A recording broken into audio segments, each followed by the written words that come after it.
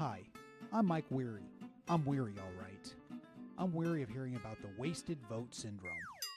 If you voted Democrat, hoping for an end to the war, you wasted your vote. If you voted Republican before that, hoping for an end to runaway borrowing and spending, you wasted your vote. Stop wasting your vote. Democrats and Republicans are wasting the votes you give them when you want smaller, less intrusive government. If you want an end to spending, don't waste your vote on a Republican. If you want an end to wars, don't waste your vote on a Democrat. If you're as weary as I am of the pendulum swings that change nothing, vote for me, Mike Wherry. A vote for Mike Wherry, Libertarian for Secretary of State, is a vote to keep the Libertarian Party on the ballot for 4 more years. Keep choice in Indiana. Vote Libertarian. Vote for Mike Wherry for Secretary of State. Paid for and authorized by the committee to elect Mike Wherry. Grace Kellermeyer, Treasurer. Welcome to the Libertarian Party of Indiana's weekly podcast for the week of Monday, July 26, 2010. I'm Mike Cole.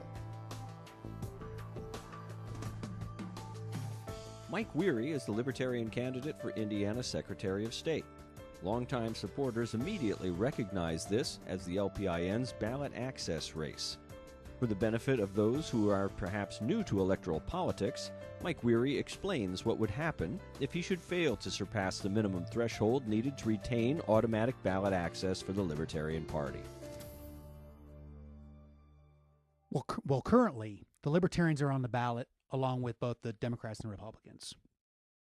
What that allows the Libertarian Party to do is run candidates in all the ballots throughout Indiana. If, for example, you're an independent is not associated with a party and therefore does not have a ballot access. What the independent candidate must do is look at the jurisdiction of or district or area in which the office, the people who vote for him live in. So, for example, if it's statewide, it's all the voters in the state. And if it's in, for example, a federal Senate race, they look at just that. And then what they have to look at is how many people in that area voted for the Secretary of State race. Not for any particular candidate, but just total votes. They then must multiply that number by 2%. And whatever the result is, that is the number of signatures they must acquire within the jurisdiction. That's the number of signatures they need to get in order to get ballot access. Not to put too fine a point on it, but you're essentially talking about a death sentence for the Libertarian Party, no? Absolutely, because it adds a whole nother level of burden and difficulty onto candidates. Candidates individually, but the party as a whole, too. If the party were to lose it, their first priority would be regaining it, and it's regained through the Secretary of State race, which... With the loss of 4 years... until the next Secretary of State's race. 4 years out. So that means they'd have to get they have to get the signatures and everything for basically 2 years because they have to get it in, well, I guess we got an election coming up in 11. Then they'd have to get them in 12. And then again in 14. I mean, that's a lot of signatures and work. Much easier just to get you the totals you need. Yes. What is your position about other parties? It seems pretty obvious that the major parties like to make it difficult for third parties. We've been blessed a bit in that they haven't tried to crush us with a obscene hurdle like they do, say, in Oklahoma, 20%, which is, so difficult, virtually impossible. What's your position? Do you think that any party should be on the ballot or any candidate?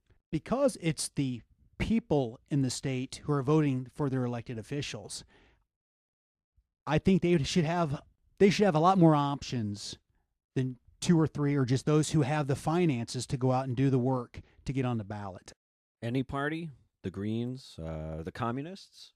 What we believe in is if the people here wanted to elect a communist, that candidate would win the election. But to preclude the person from getting on just because of you don't have the 2% of the vote before to qualify, well, suppose the whole state wants to swing one way to the other. Well, they can't necessarily because the candidate's not even on the ballot. Critics of a wide open ballot or supporters of a closed ballot will often say things like, well, gosh, if you have just anybody run, then you'll end up with a bunch of clowns and not serious candidates, frivolous candidates polluting the ballot. What do you say to that charge? There probably should be some bar, not just wide open, because I can see that. But for example, in Indiana, it used to be 0.5%. And then the Libertarians started getting on the ballot, and then they raised it to 2%. And like most people, I think, could probably guess, we lost ballot access and had to acquire it again later. I think the 2% hurdle is high. Do you think the 0.5% is reasonable to go back? I think that's more reasonable, and I think it's unfortunate, because most people tend to focus on the federal elections, the presidential elections. Well, they're probably surprised to learn that there's a constitutional party here in the state of Indiana. There's a Green Party here in the state of Indiana. Well, it's hard for those parties to kind of generate steam when no one thinks of them as a party until the presidential election comes around. Well, I know one of the things that happens in libertarian dynamics is the lowest vote totals go for the highest offices.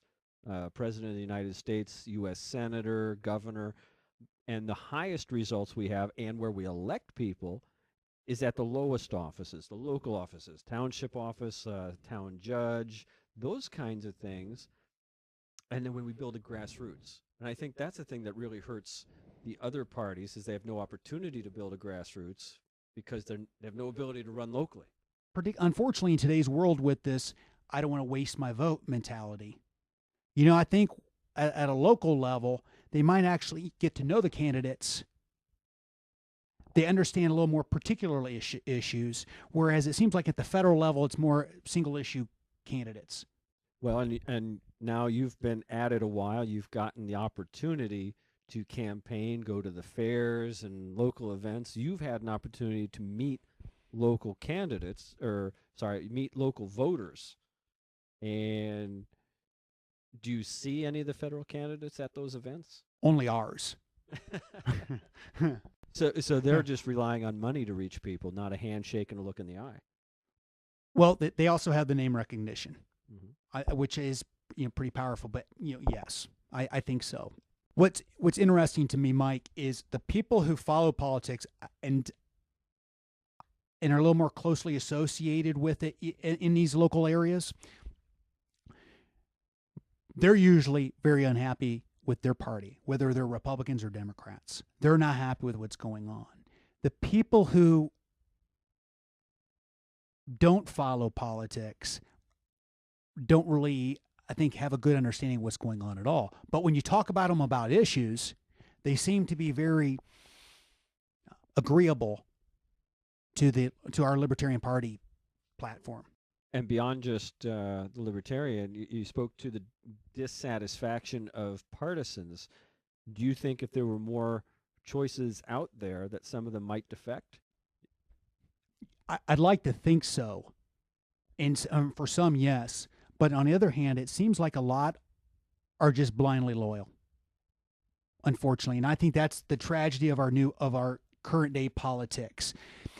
We tend to focus on one or two issues, ignore the rest. Even, it's kind of funny, Mike. If I'm talking to somebody and they're talking about, and I'm discussing the Libertarians, they might say, for example, I don't like the Libertarian Party because of one issue.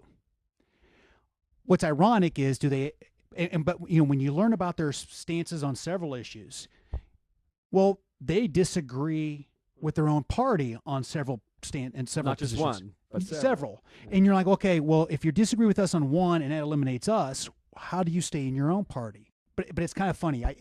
The standards are high for us, aren't they? They're very high.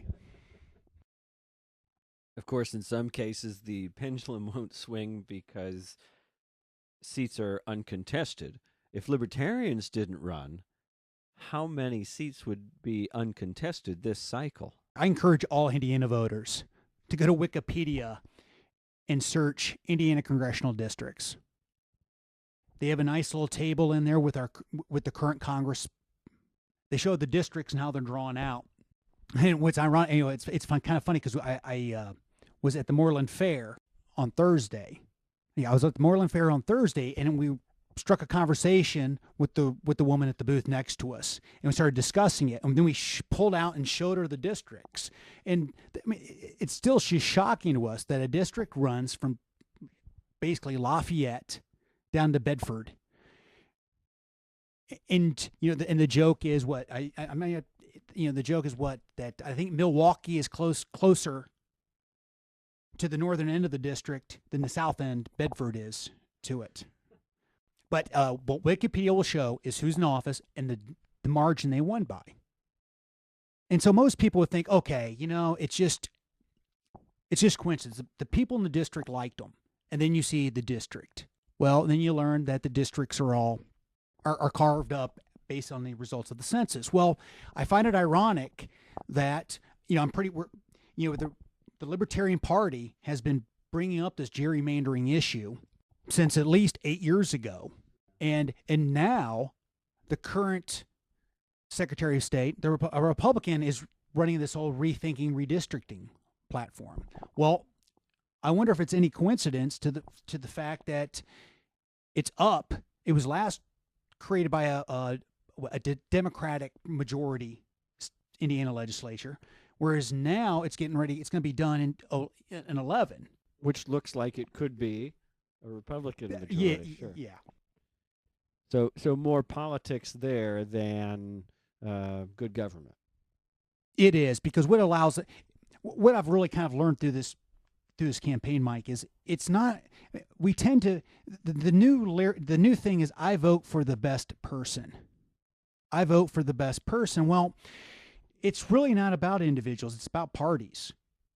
The districts are drawn up by the elected officials, and if you look, whoever has the majority doesn't get all. They don't just favor themselves. The other party gets a perk out of it too. And what do you learn? It's a conservation of resources too. Okay. All right, we'll get a majority here, and that way we really don't have to fund, or we don't have to really run much of a campaign or spend much money there, and they don't have to spend much money elsewhere. And then what you find out is they don't even challenge the person in the district, and yet they still make millions of dollars in campaign contributions. 4 years ago, and I'll single out Rex Bell.